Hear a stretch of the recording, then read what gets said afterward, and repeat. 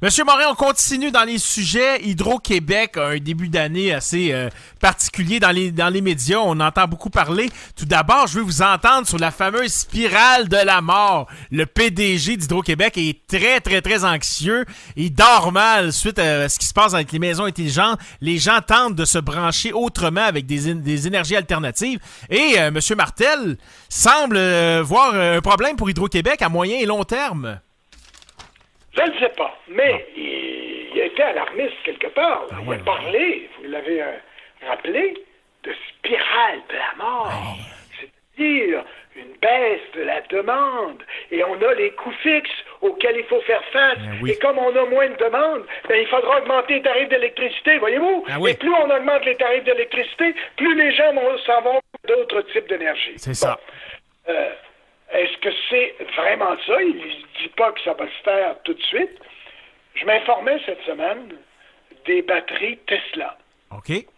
Les batteries Tesla qu'on peut acheter. On peut avoir des capteurs solaires sur la maison. Ils alimentent la batterie et vous avez de l'électricité. Avec Hydro-Québec, qui est la seule compagnie, ou à peu près que je connaisse en Amérique du Nord, on ne peut pas vendre directement, mais on peut se faire créditer si on envoie le surplus de la batterie, disons pendant la nuit ou aux périodes de pointe, on peut se faire créditer un montant qu'on appliquera sur les hausses de tarifs d'électricité. Okay. Bon. Alors, cette machine-là, je me suis informé pour moi-même, puis je vous en fais part. D'accord. Ça coûte 5 000 $. C'est très joli, ça ressemble à un convecteur. Okay. Vous pouvez l'accrocher à votre maison. Si vous avez un véhicule hybride ou rechargeable, eh bien, il pourra, pendant la journée, on va capter l'énergie solaire, puis le soir, vous pourrez charger votre véhicule et envoyer le trop-plein le lendemain matin ou à l'heure de pointe sur le réseau d'Hydro-Québec. D'accord. Mais 5 000 $, il faut en vendre des kilowatts pour rentabiliser. Pour rembourser le 5 000 $. Absolument. Je ne sais pas quel calcul, là, mais c'est plusieurs années. Absolument. Sauf que, une fois que c'est payé, vous avez votre électricité. Et il n'y a pas juste des batteries, comme vous savez. On peut produire de l'électricité avec des capteurs solaires qui, et c'était l'inquiétude justement de M. Martel, on peut produire de l'électricité photovoltaïque avec des panneaux qui vont prendre soin, peut-être pas de votre chauffage, mais de votre électricité, des petits moteurs dans la maison, puis tout ça. Tout ça va fonctionner très, très bien. On peut aussi avoir des panneaux solaires thermiques. Ça, j'y crois beaucoup, moi, personnellement. Okay. C'est-à-dire des panneaux solaires où il y a un liquide qui circule et qui va dans votre chauffe-eau et réchauffe l'eau. En fait, le terme exact, c'est qu'on préchauffe l'eau qui, avant d'être chauffée à un degré X par votre chauffe-eau normal et conventionnel, vous aurez monté la température presque au point de livraison de votre chauffe-eau actuel. Donc, vous allez économiser. Le chauffe-eau, voyez-vous, le chauffage, là, c'est 50, 60. Ça dépend des maisons, ça dépend de la grandeur des appartements, mais ça peut aller même, j'ai vu des factures, le chauffage pouvait représenter 80 % de la facture, de votre facture. Hydro-Québec parle de 50 %, mais c'est en prenant des appartements, des condos modernes, bien isolés. C'est la réalité, là, pour beaucoup de monde, là, le chauffage, c'est 70 %. Et la réalité pour le chauffe-eau, c'est quand même important, c'est 15 %. 15 à 20 ça dépend du nombre de personnes dans la maison, naturellement. Mais tout ça pour dire que les gens commencent à regarder ça. Puis c'est aussi intéressant. Puis il y a beaucoup de gens. Mais est-ce que vraiment Hydro-Québec va connaître une spirale de la mort? Personnellement, j'en doute beaucoup. Voyez-vous, au Manitoba. Au Manitoba, Manitoba Hydro aide ses clients à financer un système de géothermie. Autrement dit, ça coûte 30 000 $ pour un système, on le finance à un taux vraiment, le même taux qu'Hydro-Manitoba obtient sur les marchés, 2-3 %. Donc, les gens font un gros investissement, mais ça, faut que vous soyez certain de rester à cet endroit-là pour bon nombre d'années. C'est pas donné à tout le monde, ça, d'être aussi catégorique sur son lieu de résidence. Quoi qu'il importe, Hydro-Manitoba fait ça. Hydro-Québec ne le fait pas. Alors, on comprend par le discours de M. Martel qu'elle ne le fera pas non plus. Mais ça aiderait Hydro-Québec. Imaginez si tout le monde avait des systèmes de géothermie au Québec, là, le chauffage serait réduit considérablement. Et au lieu d'avoir construit 5 ou 6 lignes en provenance d'Abbey-James, on aurait besoin de peut-être 2 ou 3 maximum. Pourquoi? Parce qu'il n'y aurait pas la pointe qu'on connaît avec le chauffage l'hiver. L'hiver, c'est là que ça coûte cher. L'hiver, c'est le chauffage. C'est le chauffage qui monte partout. Alors donc, la capacité d'Hydro-Québec, il faut qu'ils aient des lignes pour ces moments-là. 3, 4, 1 mois par année. C'est juste ça. Parce que dans l'année durant, s'il n'y avait pas le chauffage, les lignes seraient occupées, puis on n'aurait pas besoin de construire des lignes pour faire face à des pics de demande. Oui. Tout ça pour dire que je pense que c'est exagéré pour le moment de penser qu'Hydro-Québec va s'engager dans une spirale de la mort, tout simplement parce que ce dont on parle, là, la géothermie, les panneaux solaires, les panneaux thermiques, c'est pas tout le monde qui va investir massivement pour réduire sa facture d'électricité, parce qu'on n'est pas aidé par Hydro-Québec, parce que les gens voient d'autres priorités. Donc, ils vont payer, comme ils payent actuellement pour leur chauffage, 9 cents le kilowattheure. La première tranche de 30 km/h par jour, vous payez juste 6 cents. Mais à partir, au-delà de 30 kWh par jour, vous payez 9 cents. Donc, le bien essentiel, vous le payez 9 cents au lieu de 3 cents. Alors, Hydro-Québec, à mon avis, mais le problème de M. Éric Martel, le problème, c'est qu'on a trop construit. Souvenez-vous de la commission sur les enjeux énergétiques il y a 3 ou 4 ans. M. Normand Mousseau, qui était un des présidents, on avait dit à ce moment-là, c'était en 2013, si j'ai bonne mémoire, en 2013-2014, commission sur les enjeux énergétiques, on disait « Hey, les amis, là, faut arrêter de construire la romaine. On a construit deux turbines. 2 turbines, puis c'est trop. Les deux autres, là, la troisième et la quatrième, on arrête ça tout de suite. Qu'est-ce qu'a fait le gouvernement? Le gouvernement a dit non, on va continuer. Ben oui, absolument. C'est ça qu'on a fait. En 2009, on avait déjà l'avertissement. Allez, feux rouges partout. Le gaz de schiste s'en venait en Amérique du Nord. Les prix allaient tomber. On avait découvert d'importants gisements en Pennsylvanie, au Texas, dans le Dakota. Qu'est-ce qu'a fait Hydro-Québec? De l'éolien, on va le facturer aux consommateurs. De nouvelles centrales, M. Charest, de nouvelles centrales, la romaine, formidable. Et pas plus tard que 6 mois, François Legault dit « Faut continuer dans ce sens-là. » Mais coudonc, qui les conseille, nos politiciens? Ça n'a pas de bon sens. C'est pas la réalité. Ils ont trop construit. Ils se sont trop endettés. Je comprends qu'ils peuvent avoir peur à ce moment-ci de la spirale de la mort. Moi, je suis pas inquiet parce que Hydro-Québec a une bonne cote de crédit. C'est un monopole. Ils sont soutenus en tout par le gouvernement. Mais qu'est-ce qui se produit à ce moment-ci qui pourrait corriger la chose? Bon, il y a les exportations. Il y a la fameuse ligne Norton Pass qui passe justement ici dans l'Estrie, qui va passer pas très loin de chez moi. Alors, on a cette ligne-là qu'on va construire peut-être si on obtient le contrat. Il faut faire attention aux exportations. Je les ai vues, moi, les exportations, depuis 40 ans. C'est souvent un running gag. On exporte comme jamais, mais à un prix jamais aussi bas. Ben oui, on perd à chaque kilowattheure qu'on vend pratiquement. Là, oui, mais c'est ça. Écoutez, il y a du gaz naturel, ça leur sort par les oreilles, les Américains. Ils peuvent construire facilement des centrales au gaz naturel qui sont en train, d'ailleurs, malgré l'élection de M. Trump, qui sont en train de faire mourir l'industrie du charbon. L'industrie du charbon, c'était celle qui dominait pour la production d'électricité. Ça ne l'est plus. C'est le gaz naturel qui a dépassé le charbon. Et en plus, vous le savez, le gaz naturel, ça émet pas mal moins d'émissions. Les émissions de CO2 aux États-Unis sont en baisse, contrairement au Canada, et c'est à cause de quoi? C'est à cause des centrales de gaz naturel. Oui. Donc, c'est un immense concurrent pour Hydro-Québec. Est-ce que Hydro-Québec va réussir à en vendre? Souhaitons-le, mais ce n'est plus les contrats dont on parlait il y a 30 ans. Il y a 30 ans, quand on vendait de l'énergie à Boston, qu'est-ce qu'on vendait? C'était de l'énergie ferme. Quand on vendait de l'énergie à New York, c'était de l'énergie ferme. Ce n'est plus ça, là. On ne sait pas à quel prix on va vendre. On va construire la ligne, on va s'engager à leur vendre tant d'énergie par année, mais on ne sait pas le prix. Et le prix, il va être déterminé par le gaz naturel. Ah oui. Alors, ça, c'est la spirale de la mort. Oui, ça, c'est la spirale de la mort.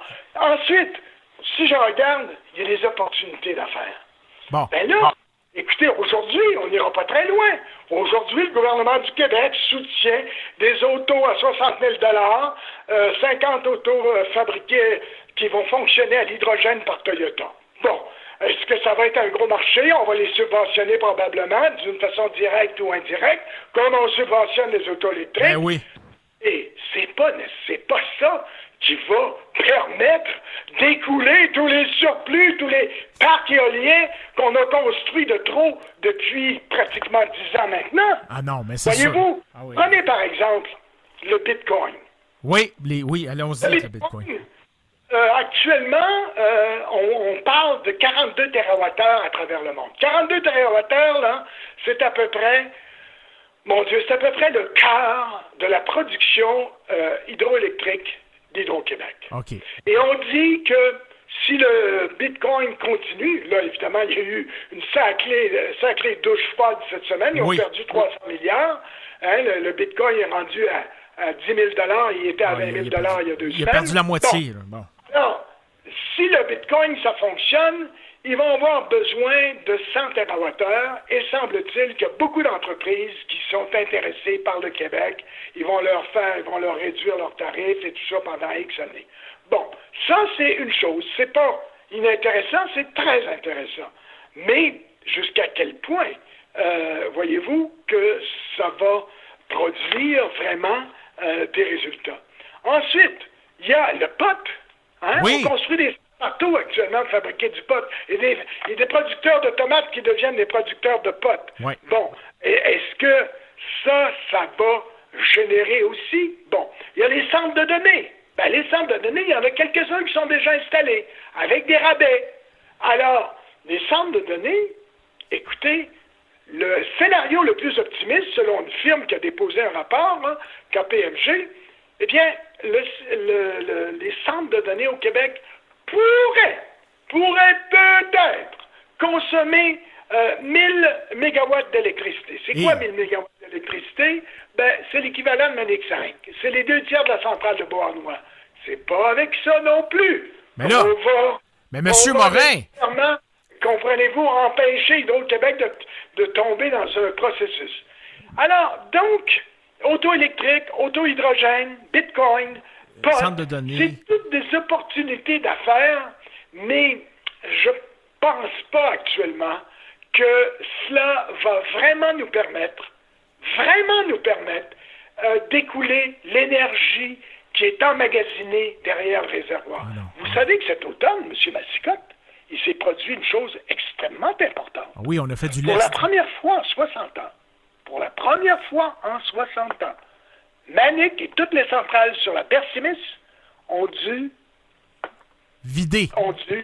enlever de l'eau, écouler de l'eau, ouvrir les évacuateurs de crue parce qu'il y avait trop d'eau, puis on n'en avait pas besoin. Oh.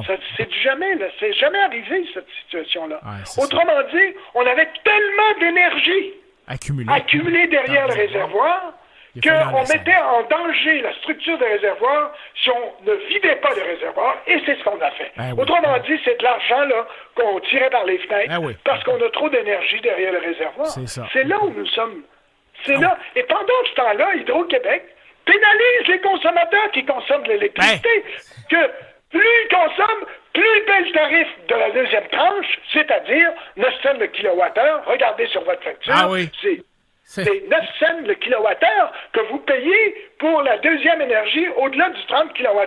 Ils devraient tout de suite dire aux Québécois, « Hey, les amis, là, on est dans une spirale de la mort, il faut que vous consommiez de l'électricité. Évidemment, le discours serait assez contradictoire, puisqu'il y a à peine 2 ans, il nous disait arrêtez de consommer. Il faut épargner l'électricité. Économisons. C'est pas une logique d'entreprise que celle d'Hydro-Québec, c'est un monopole. Il ne faut pas s'attendre à ce qu'il soit une entreprise comme les autres. C'est un monopole. Un monopole, il fait ce qu'il veut. Si c'était une entreprise, il dirait, on va vous accorder des rabais. Achetez-vous-en des choses électriques. On va vous les alimenter, pas un tarif de 9 cents. Plus, si vous passez, je sais pas moi, plus de 20 000 kWh par année, les Québécois ne savent même pas, la plupart, là, combien ils consomment. Ils savent le prix qu'ils ont payé, mais ils ne savent pas combien ils ont consommé dans l'année. Je donne ce chiffre-là, ils regarderont leur facture. À 20 000 kWh par année, là, on pourrait dire aux Québécois, écoutez, désormais, là, c'est 6 cents le kilowattheure, ou c'est 6 cents le kilowattheure. Plus vous allez consommer de l'électricité, plus nous autres, on va pouvoir vendre notre électricité, parce qu'apparemment, les projets dont on parle, le POT, les centres de données, le Bitcoin, les autos électriques, ça suffira pas. Il faut la vendre, notre électricité, parce qu'on va l'envoyer, on va s'en débarrasser, parce qu'on ne vous la vendra pas, puis vous ne voudrez plus l'acheter à 9 cents. Vous allez vous chauffer au bois, vous allez vous chauffer au granule de bois, vous allez switcher vers le gaz naturel, qui va vous coûter 300-400 $ de moins par année, etc., etc., etc. Mais on sent, là, qu'ils sont figés, là, puis ils nous arrivent avec un concept spirale de la mort. Oui, mais agissez, faites quelque chose.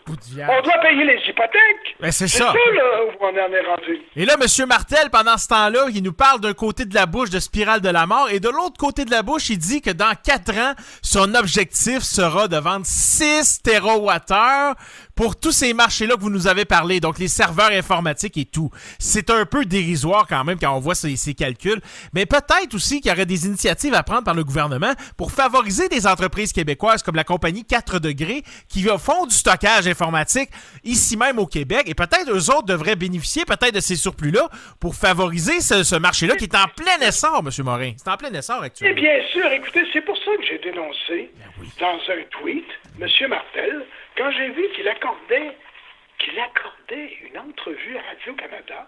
J'en croyais pas mes yeux quand j'ai lu le contenu de l'entrevue. Il disait à peu près ceci, là, si j'ai pas de mémoire. Écoutez, vaut mieux exporter notre électricité plutôt que d'essayer de la vendre ici à un prix inférieur. Ça fait peur. Ça fait attention, M. Martel, je me permets de le dire comme ça, M. Massicotte. Allez-y. Quand on vend, prenez le débat sur les alumineries. Je me souviens de ce débat. Oui. On vendait à 3-4 cents. J'étais le journaliste au Québec qui, dans les années 80, a sorti le premier contrat secret des alumineries. C'est moi qui l'ai sorti. Et donc, j'en sais quelque chose. Donc, à cette époque-là, il y avait tout un débat. Les gens disaient, oui, mais on vend 3-4 cents aux alumineries, mais on peut obtenir sur le marché américain 9 cents. Bon, c'est vrai, c'était vrai jusqu'en 2008. Là, ça a viré de jusqu'en 2008, lors de la crise financière, il y a eu une crise aussi énergétique. C'est-à-dire que beaucoup d'entreprises consommaient moins d'électricité et ça a provoqué une crise énergétique et le prix de l'électricité est tombé. On vendait plus 9 cents, on vendait plus 8 cents, on vendait plus 6 cents, on vendait 3 cents, on vendait 4 cents. Ça a été inversé. Le modèle Hydro-Québec a construit toute une série de centrales dans le Nord québécois pour répondre aux besoins au marché d'exportation. Les marchés d'exportation s'effondrent et s'effondrent surtout au niveau du bruit. Alors donc, Hydro-Québec a été pris de court et là, c'était une vraie spirale de la mort. Le modèle d'affaires était cassé complètement.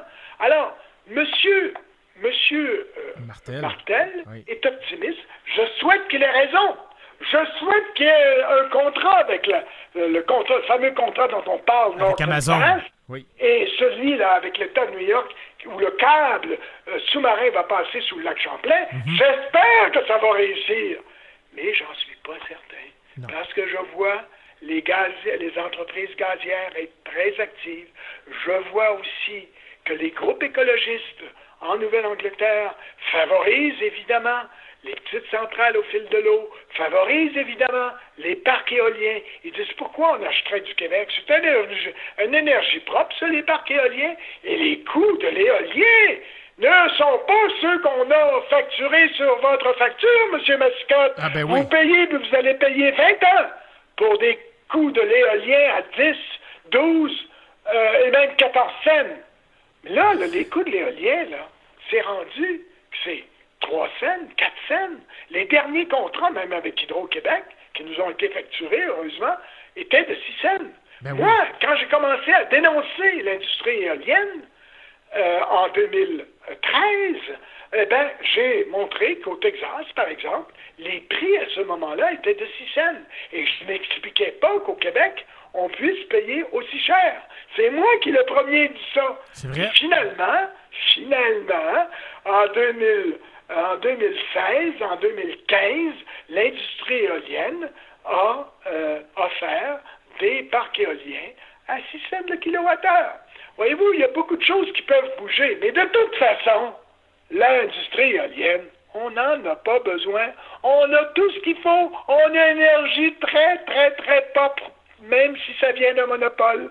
On a une énergie d'Hydro-Québec avec de l'hydroélectricité, des chutes d'eau renouvelables. Voilà. On n'a pas à faire, comme en Allemagne, à se construire des éoliennes. Eux autres, ils fonctionnent au charbon. On n'a pas à faire, comme les États-Unis, pour construire des éoliennes parce qu'ils fonctionnent au mazout, puis au charbon, puis au gaz naturel, puis au nucléaire.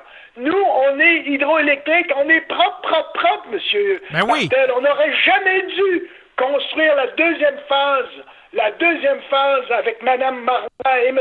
Charest. On n'aurait jamais dû investir dans ces parcs éoliens qui vont nous coûter la modique somme de 23 milliards au cours des prochaines années. Et je ne sais pas, peut-être la moitié de ce montant-là va à des entreprises extérieures au Québec, pas nécessairement étrangères, mais extérieures au Québec. Voilà la situation. Ah, c'est bon, ça. Ben écoutez, M. Morin, on va se laisser là-dessus. Vous avez encore la verve pour 2018 et ce sera de très bons dossiers à suivre ensemble tout au long de la saison. Je vous remercie encore. Les gens qui veulent vous suivre, vous êtes toujours actifs sur Twitter, vous l'avez dit. C'est quoi? C'est le Twitter s'appelle morinmichel.info. Okay. Vous allez sur mon site web et tous mes tweets, tous mes Facebook sont là. Il y en a des centaines et des centaines. Bon. Et chaque jour, j'en ajoute une dizaine. Oui, vous êtes très actif, donc on invite les auditeurs à vous suivre là-dessus, M. Morin, et avec grand plaisir. morinmichel.info. Morin, oui. Vous allez tomber dessus. Sur morinmichel.info, vous allez tout retrouver les médias sociaux de M. Morin à une même adresse. M. Morin, ce fut un grand plaisir et on se reparle dans 2 semaines pour une autre chronique avec vous, mon cher. Merci. Merci, à bientôt. C'était donc Michel Morin, chers amis.